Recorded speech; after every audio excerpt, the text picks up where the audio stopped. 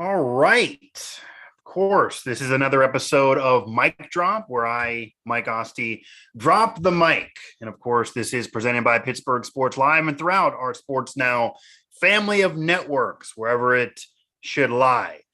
Again, this one going to be a live edition of the show, so feel free to drive the bus with me, comment, chat along, tweet me, whatever. I'll try to engage. I'll try to respond to what you're saying and where you want to take this. And if you don't take it anywhere, then there's a few topics that are on my mind that I will touch on. And they will involve the Pittsburgh Steelers. They will involve kind of readdressing and relitigating the 2021 NFL draft, not the 2022 NFL draft, where I've done tons of shows on, and we have tons of shows here on our channel and over there at Steelers Now, but on the 2021 NFL draft and the whole conversation about if the Steelers should have taken Najee Harris or not, or if they should have dipped into the offensive line, or how good is Najee, or how much of an impact can Najee have if the offensive line isn't getting it done, etc. Nick Saban, he's had some words. Nick Saban feels he's God. He speaks, you're going to listen. And in fact, everybody really does listen. So in a way, he does have a deity effect. Jimbo Fisher, former assistant under Nick Saban. They won a national title together back in 2003 with LSU. And then, of course, they parted ways and Nick Saban became the GOAT of college coaches. And Jimbo Fisher did okay for himself as well. At Texas A&M, didn't really like it too much. They went back and forth. They're, of course, going to play this year. That's going to add intrigue to the college football season. And even Jordan Addison, looking like USC. Mike Fokovian and I have done tons of mic'd up shows about that topic. They're all through this channel, so feel free to browse along. Kind of always was USC. If he would have went to Texas, that would have been more egg on USC's face after getting it this far. Lincoln Riley going to USC, he knows what he's doing. He's taking advantage of name, image, and likeness, and the ability to use that money and use that market. Sucks for Pitt, but that's the way of the system right now. We'll kind of talk about all of that. We certainly can go in that direction on if that's run amok a little bit because he's making more money than maybe some NFL draft picks. Maybe there's incentive to actually not go the NFL draft, which I argued before that if you kind of open it up and let somebody go to the draft whenever they could, and you don't have this weird rule you have to stay for a few years, you let them go whenever. Somebody wants to employ you, you should be allowed to get employed and accept that employment, whether it's a good or a bad decision. But does that even make sense? Maybe Jordan Addison would be better off with less contact and more money right now, regardless. So again, Mike Asti, it is Mike Drop here. And I will see what you got for me. And as I wait for you to bring me something, let's go to Pro Football Focus right now.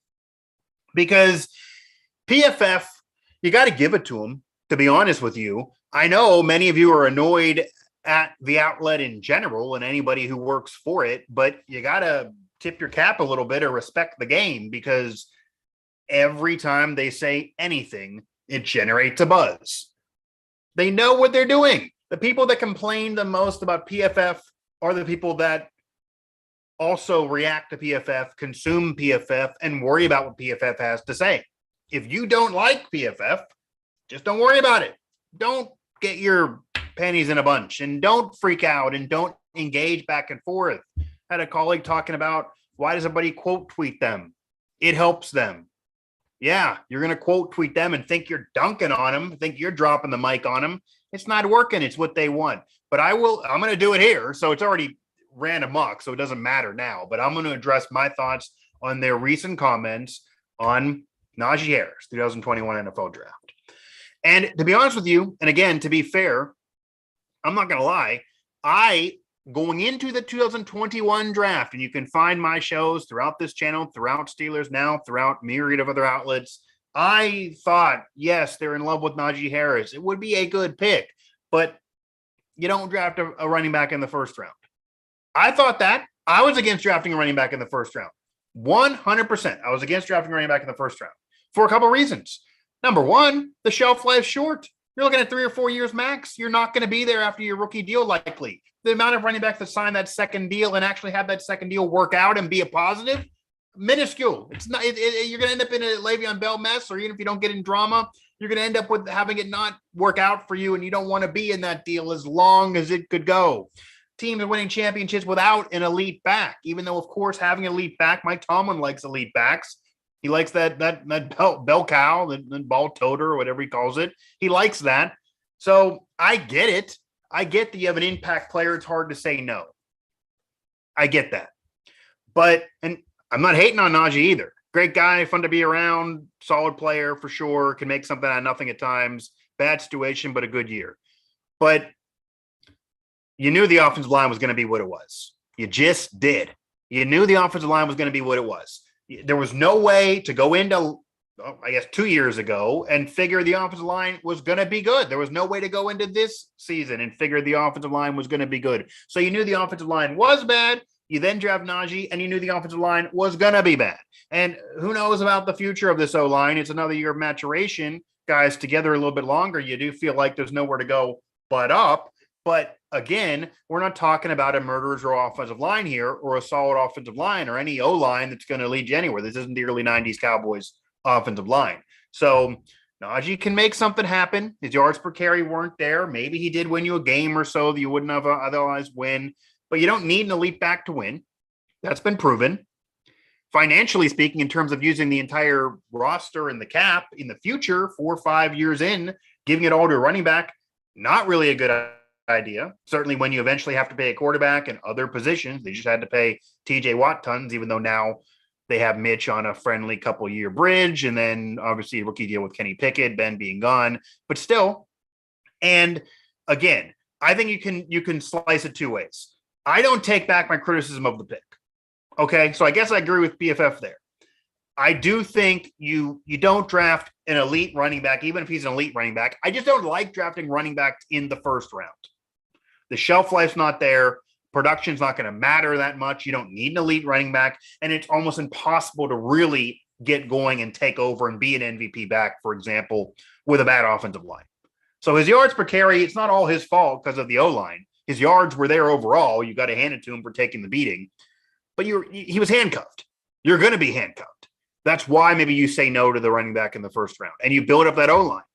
Maybe if you didn't love anyone on the offensive line, maybe you don't. You don't want to reach for a guy. But if you have an offensive lineman there, if you like, there were offensive linemen that were there.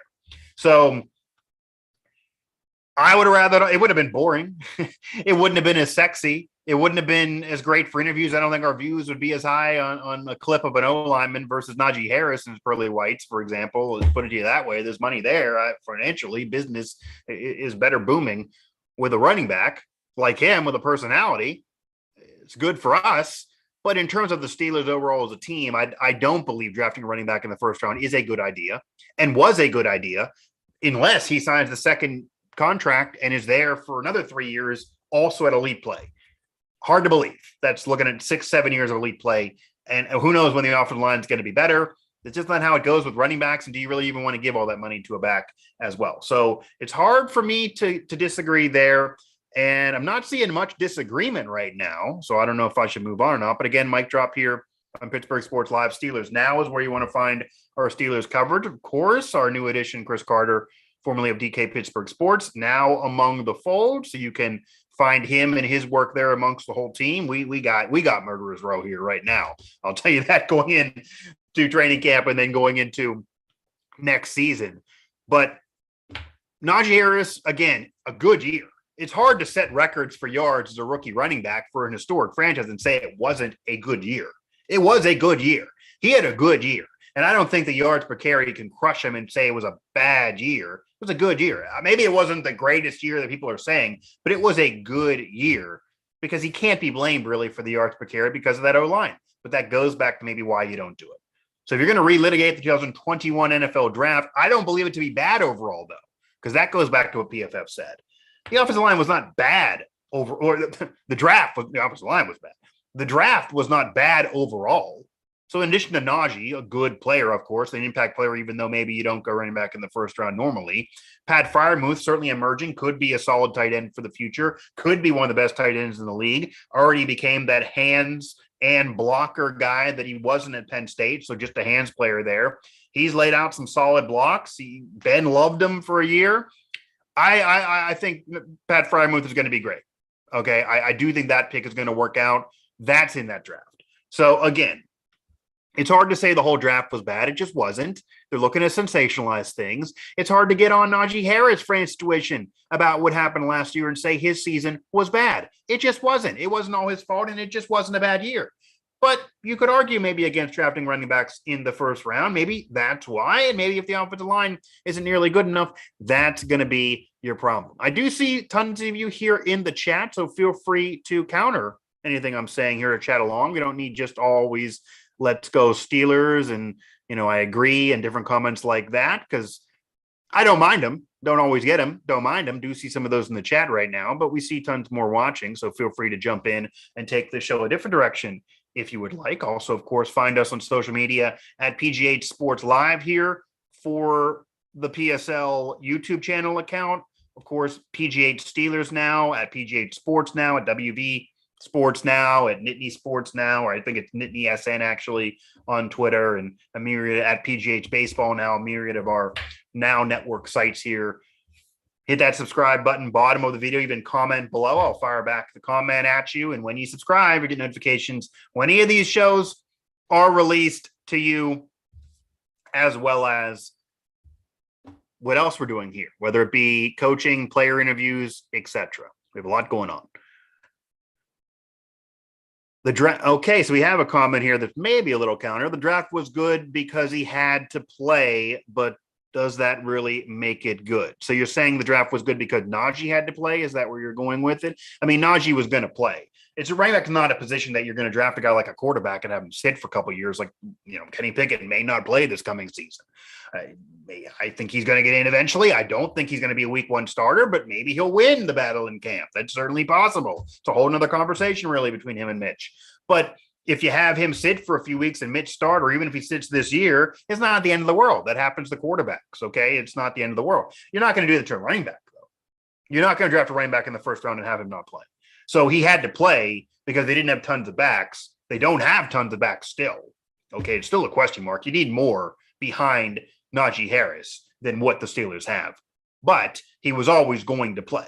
Whether it be a first, second, third, whatever. I mean, maybe not third, but he was going to play. He was a guy who was going to play. He was NFL ready. The Steelers drafted him to play, and he was never not going to play. It's just not the case with running backs drafted that high. But again, drafting a running back in the first round is a risky gamble. That's why the criticism was there. That's why the criticism is there. And that's why the criticism is always going to be there unless they show tons of team success. He does sign to a second contract and plays well a couple years into that second contract. If those three things don't happen, you're going to have people all the time, maybe like me or whoever, saying that that was a reach and that you don't go running back in the first round. But they couldn't resist Najee. They couldn't resist Kenny Pickett. They couldn't resist certain players. They couldn't resist Devin Bush a few years ago, and they traded up to get him. They fall in love. They fall in love. Moore and Green were not ready to play. Yeah, again, I mean, there can be players. Najee Harris was ready to play, which is the topic here. A running back is going to, erect in the first round, is going to play right away, and Najee Harris ready to play. So Najee Harris ready to play. You could certainly have other positions you could argue against. Like receivers, another impact position right away. So George Pickens, Calvin Austin the third, they're going to be getting some chances. They're going to, certainly George Pickens, they're going to be playing right away. You're not just going to give a guy 20 catches and sit him down as a receiver if he's a top 3 round draft pick or something like that, maybe even later. And a running back, certainly a top 2 round running back is going to get time, and definitely a first rounder. So definitely a first rounder. But again, it goes back to what I was saying, that I can understand why you don't go running back in the first round with a really bad offensive line. That is a question mark. That is a concern. That is arguably not a necessity because teams have won without it. And you're handcuffing the back with the offensive line being as bad as you knew it was going to be, and quite frankly is. So that's remaining a question mark. That's 2022 NFL draft, separate. I graded it. There's shows on it. I gave you my analysis on it. I gave the Steelers an A. They got their QB of the future. It was the only QB of the first round, but they got their guy. They really filled position-wise to get him weapons, whoever it'll be. The Pickens pick might even be the best of the whole draft. They got defensive help at the end with the Marvin Leal. That's solid, a middle-round pick being him, and that could really help the D-line with question marks still around Stephon Tuitt. So I do really like the Steelers 2022 draft, maybe more than 2021, just because you're not reaching for a running back, but they need to get a back at some point. And we'll see. But there were backs in the third round they could have gotten 2021, and they could have got offensive linemen before that still would have helped them on the ground and maybe would have won one game less, but what would that have really mattered in the long run?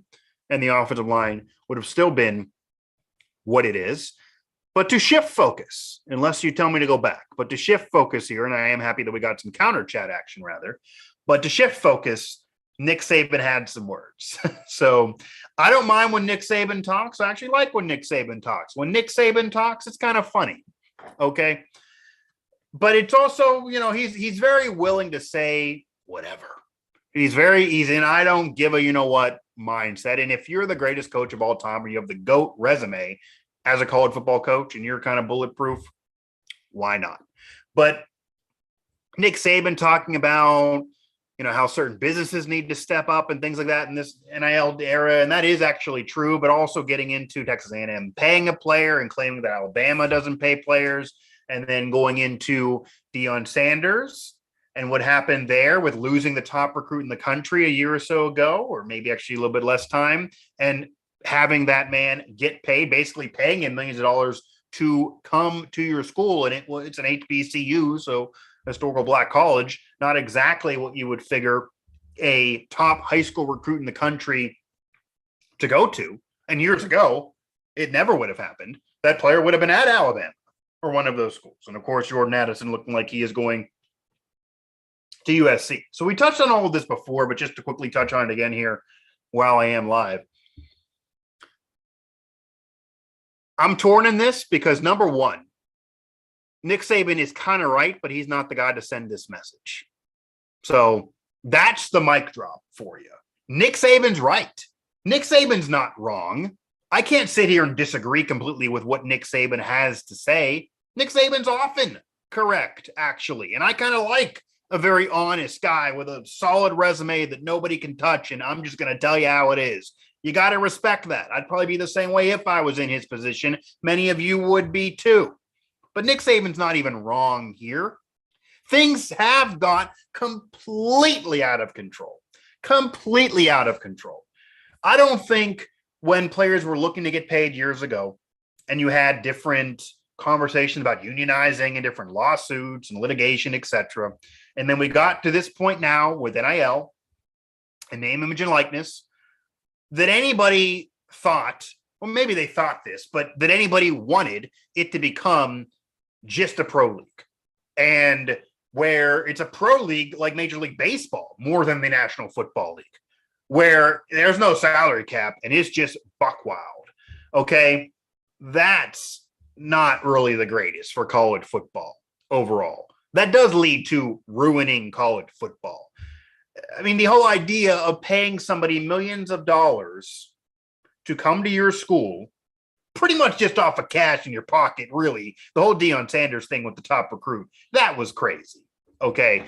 But basically just giving a guy cash, and yeah, NIL's involved.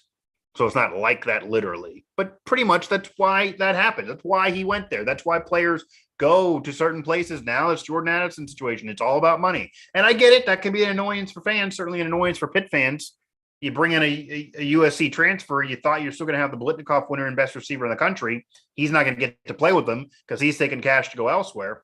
And it's also kind of messed up when you can get more doing that and not go in the NFL than if you would go in the NFL and be a draft pick.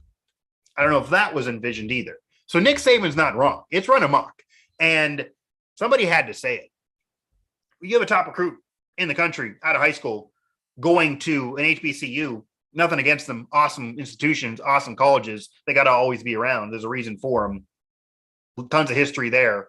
And you don't want to have those not have any players. There's Hall of Famers coming from those schools, like Shannon Sharp, Terrell Owens, etc. Jerry Rice. These are later round picks, though, who became legends at their positions. But to have a situation where you're seeing a top recruit out of high school go to one of those, that's not the idea when you're just getting paid. So Nick Saban's correct in what he's saying, but he's not the right messenger. Because to debunk what Nick Saban in terms of being the messenger was saying, and it's not that he's not correct in the regard of this is crazy, but Nick Saban cannot convince me that Alabama has never paid a player. Maybe he doesn't know. I'm going to assume he does. Maybe it happened before him, but we also know, and this is where I'm torn, for years and years and years and decades upon decades upon decades, watch 30 for 30s, watch Pony Express, one of my favorites. This has been going on. Players have been getting paid. Eric Dickerson went to SMU. Should have been in Texas A&M. They bought him a car. They called it the Trans A&M as a joke because they bought it for him. It wasn't legal. And what SMU was doing wasn't legal. They got the death penalty for it. But they weren't the only ones doing it. They were just so brazen. They got in contracts. They couldn't get around them. They were running a pro team there at SMU.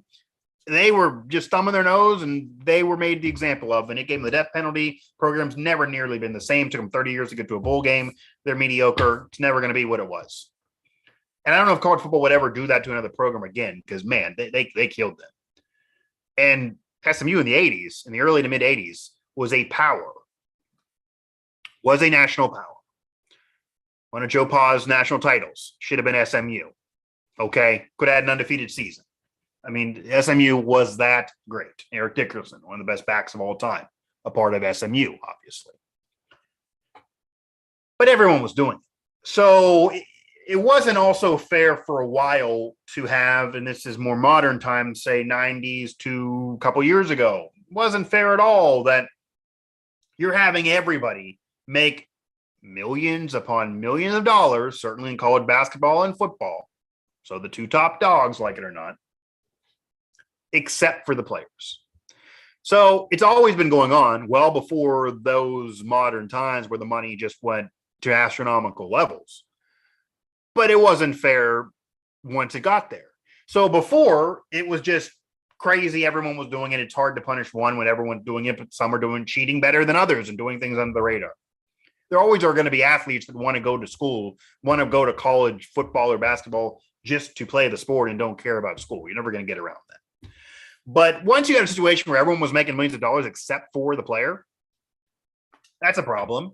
Okay, that's a problem. When you have a situation where everyone's making millions of dollars except for the player, that's definitely a problem. That definitely was unfair. And I never really even got down with the whole idea of just paying a stipend, just paying everybody out there and just $300 a week or $600 a week or $1,000 every 2 weeks or whatever you want to do.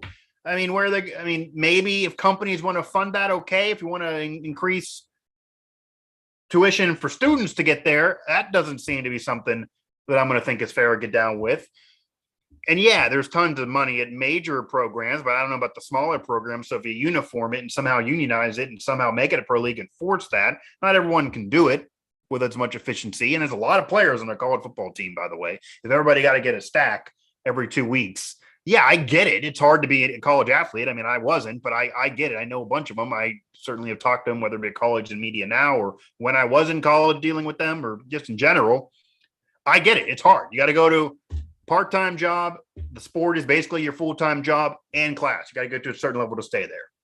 Yeah, you're busier than me. It was crazy. Okay, I get it.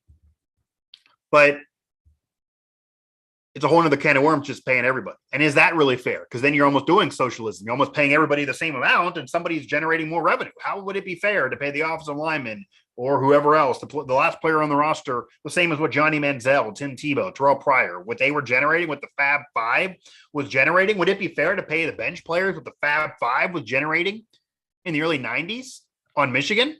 Come on, they were revolutionaries.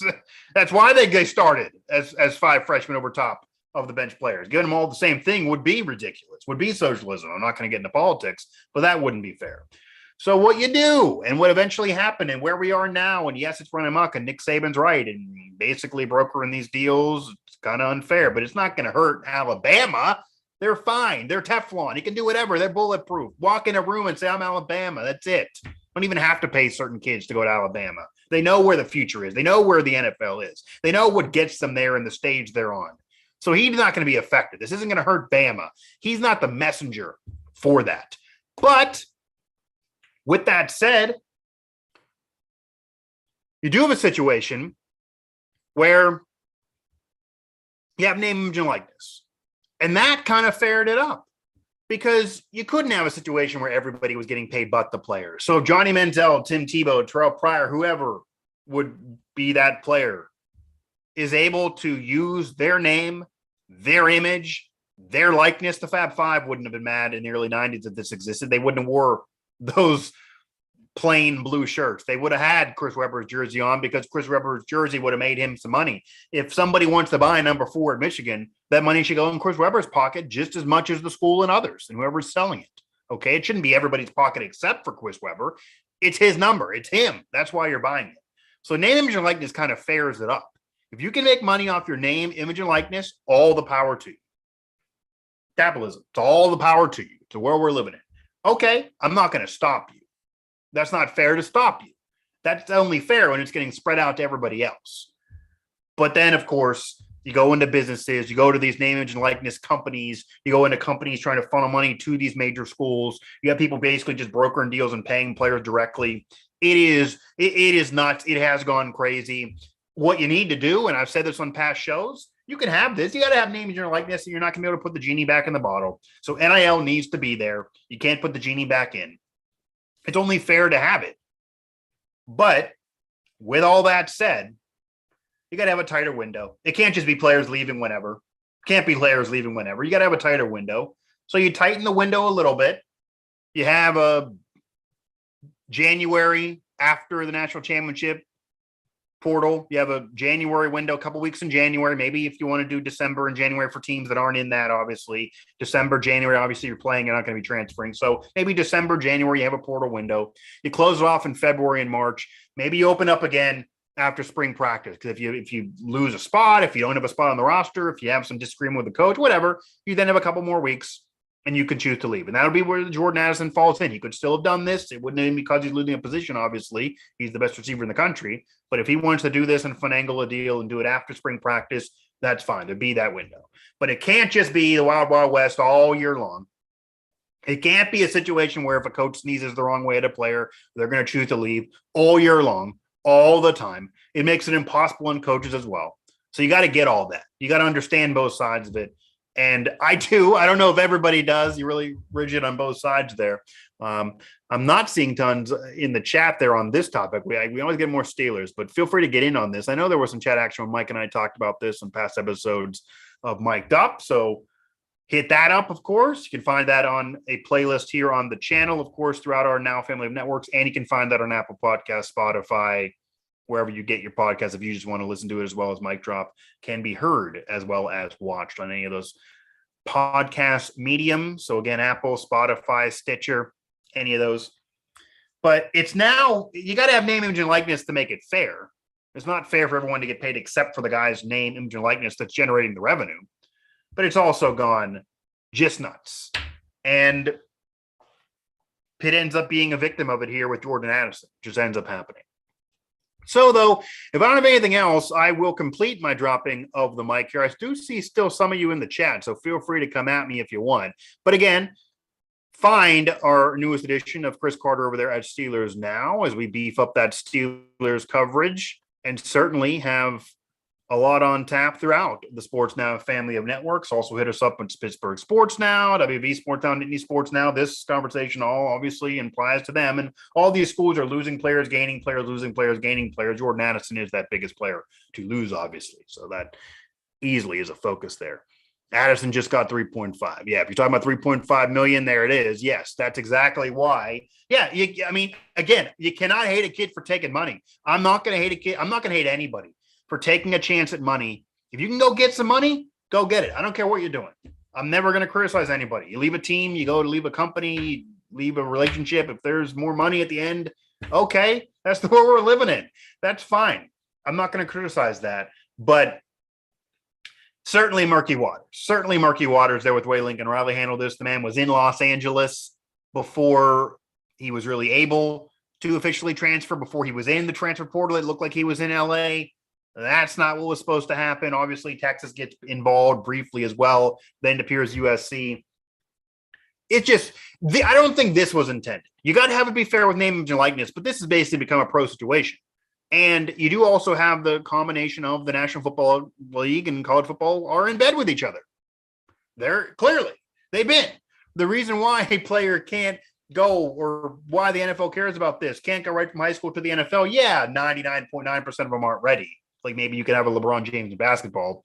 It's even going to be more rare to have somebody ready as a football player with that brutality and the physicality and how much you get hit in the NFL, even in comparison. of college football. So I don't know if anyone's going to be ready, or we've seen anybody who was ready recently. I don't even know if Maurice Corrett was ready back 15 plus years ago when he tried to do it.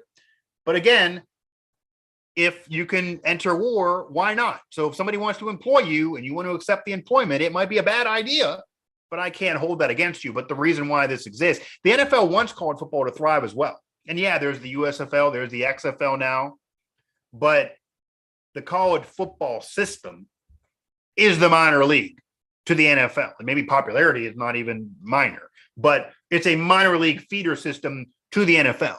The NFL loves having guys, having draft picks, having first and second round picks, having a whole draft littered with stars that are already established. College football establishes, molds the stars. They then go to the NFL.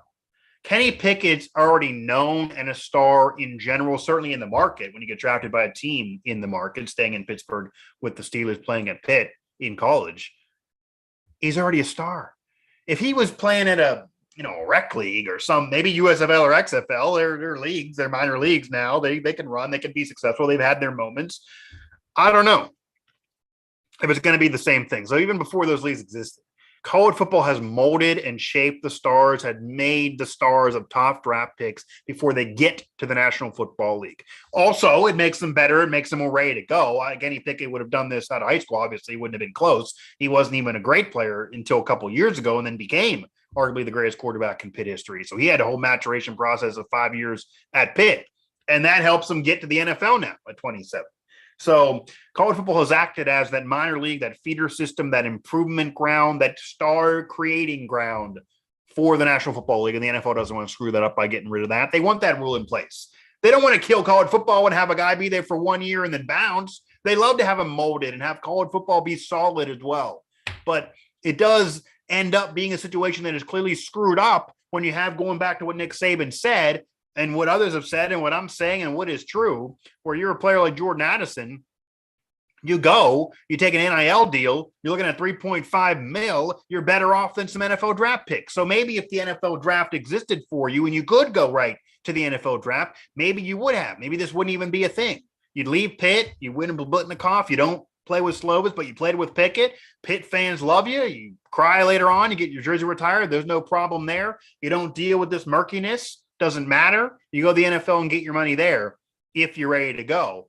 But maybe he still would have done all this because maybe the deal at USC for 3.5 not getting hit nearly as much or as brutal as he would in the National Football League, going to sunny California and having a chance to mold your star power even more and be in that market, or even if he would have done the Texas thing, maybe that's more attractive. So maybe it wouldn't even matter. Maybe that's more attractive. Maybe it wouldn't have mattered. Last dibs here for the chat. Again, I want to remind you, hit us up all throughout social media. Of course, find me, dropping the mic here throughout Apple Podcasts, Stitcher, Spotify, anywhere you get your podcast, where you can listen to podcasts, as well as, of course, here on Pittsburgh Sports Live, to watch here on our YouTube channel and throughout the Now family of networks, wherever this show, wherever any of my shows would apply. Of course, throughout the Sports Now universe that we have kind of created. And of course, you can find me on Twitter at Mike Asti 11. So of course, go find me there on Twitter at Mike Asti 11. You can go back at me there. I will engage with you there if you don't want to do it here and you're bashful in the chat. But we had some minor chat action, usually more when I do this, to be honest. But this kind of was makeshift. I did promote it a little bit earlier, but I know this likely was done at a time when you guys were driving home from work. So I don't know if that maybe worked time-wise for you. Maybe we'll amend in that regard. But anything else in the chat, I'm not seeing it here. I do see many of you stuck with me for this whole thing and are still sticking with me, so I appreciate it, even if you don't chat along. Again, it's fun to relitigate. You can go back and relitigate the Steelers draft from a couple of years ago.